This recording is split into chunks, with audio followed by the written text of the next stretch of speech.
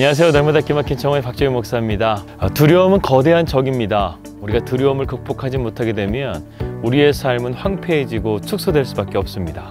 그런데 말이죠, 우리의 진정한 두려움은 바깥에 있는 것이 아니라 우리 안에 있다는 사실을 여러분 아시나요? 대한민국 직장인들이 가장 힘들어하는 날이 월요일이라고 합니다. 월요병이라고 부를 정도로 한 주를 새롭게 시작하는 첫날을 상당히 힘들어하는데요. 그런데 요즘에는 코로나 바이러스 때문에 월요병만 아니라 한 주 내내 불안과 두려움 가운데 우리가 살아가고 있는 것 같습니다. 코로나 바이러스가 있기 전에요, 우리는 언제 행복한가 이것에 대해서 조사를 해보았는데요. 위치 기반과 SNS 텍스트를 통해서 알아본 결과요, 우리가 가장 행복함을 느끼는 때가 언제였냐면 바로 영종도에 있는 인천국제공항이 있을 때라고 합니다. 우리가 일상을 떠나게 되면 이 두려움에서 잠깐이라도 벗어날 수 있기 때문에 사람들이 그렇게 생각하는 것이 아닐까 하는 생각이 듭니다. 그러나 그 현실은 매우 짧습니다. 다시금 현실로 돌아오게 되면 우리는 그 두려움 속에서 살아가야 되는 것이죠. 하지만 이 두려움을 진정으로 이길 수 있는 탈출구가 있습니다. 그분은 바로 예수 그리스도십니다. 우리가 주님과 함께하는 삶이 될 수 있다고 한다면 우리는 세상에 두려울 것이 하나도 없습니다. 오늘 아침에 이사야서 41장 10절 말씀을 묵상하게 되었는데요, 그 말씀은 이렇습니다. 두려워하지 말라, 내가 너와 함께함이라.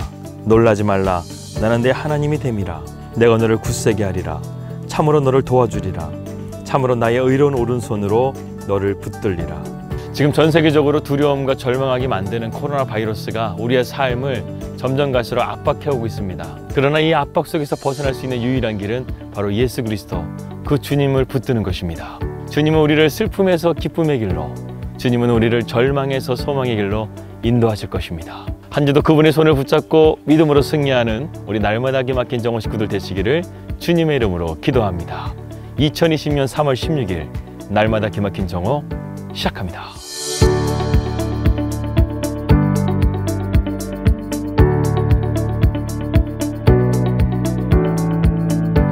한 단계를 매듭 짓고 다음 단계로 넘어가는 것을 우리는 전환점 혹은 분기점이라는 말을 합니다.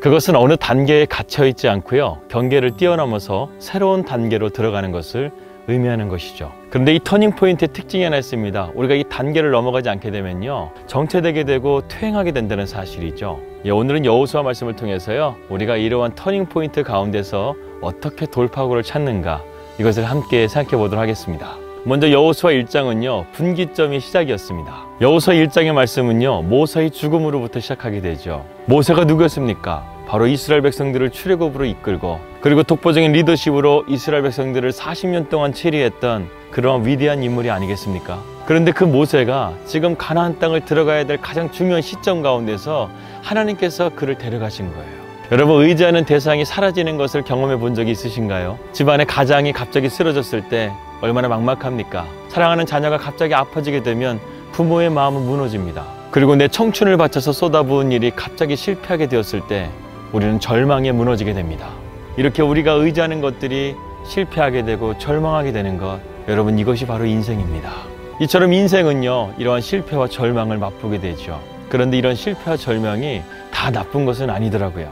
우리가 믿고 있는 하나님의 말씀은요, 우리가 문제를 피해가는 것이 아니라 문제를 돌파해 감을 통해서 하나님의 능력을 발견해내고 그리고 내 삶 가운데 성장과 성숙을 이루도록 우리를 인도하십니다. 그래서 위대한 문학은요 희극보다 비극이 더 많다고 하지 않습니까? 비극이 우리의 인간의 삶을 보다 현실적으로 잘 그려내기 때문에 그렇습니다. 신기하게도요, 하나님의 사람은요 그 절망의 끝에서 하나님을 만날 때가 많습니다. 인생의 분기점을 경험하게 되죠. 그런데 하나님의 사람은요 그 인생의 분기점에서 정체되거나 퇴행하지 않고요, 하나님의 도우심을 통해서 그 단계를 넘어가게 하십니다. 그렇기 때문에 우리 그리스도인들에게는요 이러한 절망과 실패도요 유익이 될 수 있는 거예요. 사랑하는 여러분, 지금 절망 가운데 있습니까? 그러한 분기점 가운데 있다고 한다면 우리가 주님을 바라봐야 됩니다. 주님을 믿고 바라보고 그리고 따를 수 있다고 한다면 우리는 그 절망의 단계를 뛰어넘어 새로운 단계로 주님이 이끄시는 대로 나아갈 줄을 믿습니다. 여호수아 말씀을 통해서 우리가 또 한 가지 알 수 있는 사실은요, 하나님이 우리 인생의 진정한 리더가 되어주신다는 것입니다. 이스라엘 백성들이 지금 모세가 죽자 엄청난 두려움과 염려 속에 사로잡혀 있습니다. 제가 지난주에 말씀드렸는데 우리 몸에는 여러 가지 감각기관이 있다고 그랬죠. 그 중에 통증기관이라는 것이 있습니다. 이 통증기관의 특징은요, 우리로 하여금 관심을 끌게 한다는 것이죠. 우리 몸이 어디가 아프게 되면 통증기관은 거기를 아프게 해서요, 우리로 하여금 거기에 신경을 쓰게 합니다. 그래서 그 아픈 곳을 해결하기 위해서 우리로 하여금 병원을 찾게 만들고 치료하고 또 약을 먹게 하는 것이죠. 마찬가지로 이스라엘 백성들이 지금 모세가 죽고 절망 가운데 있자 그들의 영적인 상태를 바라보게 하시는 거예요. 그들은 지금 이 절망적인 상황 가운데서 하나님을 주목하는 것이 아니라 사람을 주목하고 있었던 것이었어요. 이스라엘 백성들은 모세를 주목하고 있었던 것입니다. 우리는 인생을 살면서요, 사람에게 주목하다가 하나님을 놓칠 때가 있습니다. 그런데 하나님의 말씀은요, 하나님께 주목하게 우리를 만듭니다. 성경은요, 사람의 이야기가 아닙니다. 바로 하나님의 이야기입니다. 하나님은 성경에 나오는 인물들을 훈련하시고 트레이닝하면서요, 그들로 하여금 하나님을 주목하게 만드십니다. 우리의 삶도 마찬가지죠. 하나님께서 우리에게 삶 가운데 고통과 실패와 절망을 주시는 것은요, 우리가 세상에 주목하는 것이 아니라 하나님께 주목하도록 우리를 이끌어 가시는 것입니다. 하나님은 우리의 영혼이 먼저 하나님께 주목하기를 원하십니다. 아브라함과 요셉의 이야기가 흥미진진한 것은요, 그들의 인생을 써내려 가시는 분이 바로 하나님이시기 때문에 그렇습니다. 만약 모세가 살아서 약속의 땅 가나안 땅에 들어갔다고 한다면 이스라엘 백성들은 분명히 모세를 왕으로 삼고 하나님을 주목하지 않았을 것입니다. 그래서 인생을 미리 하시는 하나님께서는요, 모세를 데려가시고 그들이 하나님께 주목하도록 만드신 것이죠. 그리고 여호수아 1장의 말씀에서 하나님은 이스라엘의 진정한 리더가 누구인지를 다시 한번 확인시켜주고 있습니다.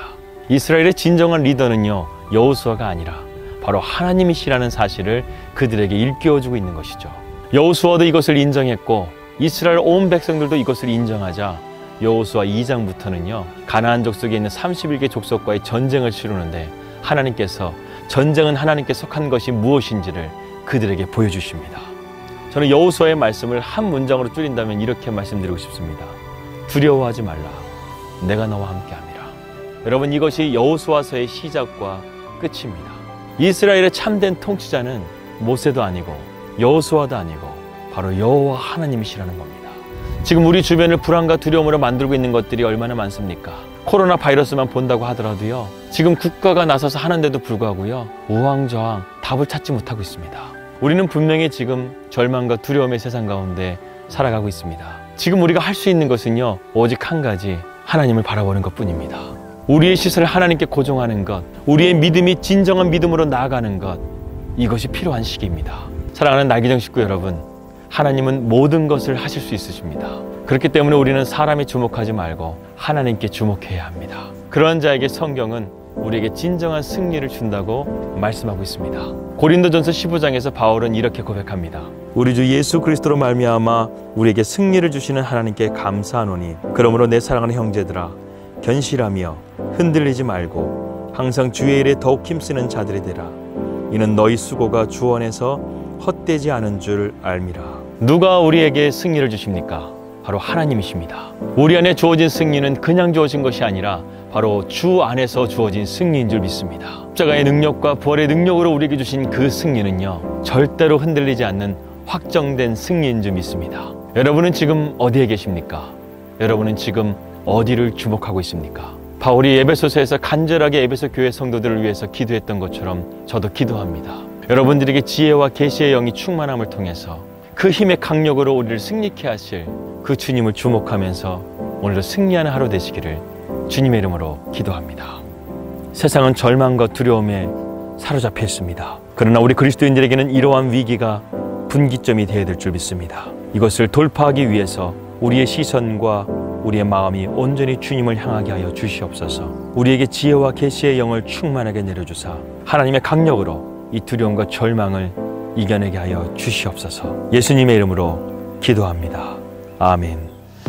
오늘의 기도 제목입니다. 이곳 뉴질랜드 땅 가운데 성령의 새바람이 불 수 있도록 기도해 주시고 저희 가정이 이곳 뉴질랜드에서 잘 정착하고 하나님의 위대한 비전을 이루어갈 수 있도록 기도해 주시기 바라겠습니다. 그리고 전 세계를 두려움에 사로잡히게 하고 있는 이 코로나 바이러스가 하루빨리 종식될 수 있도록 계속해서 기도해 주시길 바라겠습니다. 저희도 우리 날마다 기막힌 정오 식구들을 위해서 늘 기도하고 있습니다. 평안한 하루 되시고요. 저는 내일 뵙도록 하겠습니다. 우리 믿음으로 승리합시다. 할렐루야.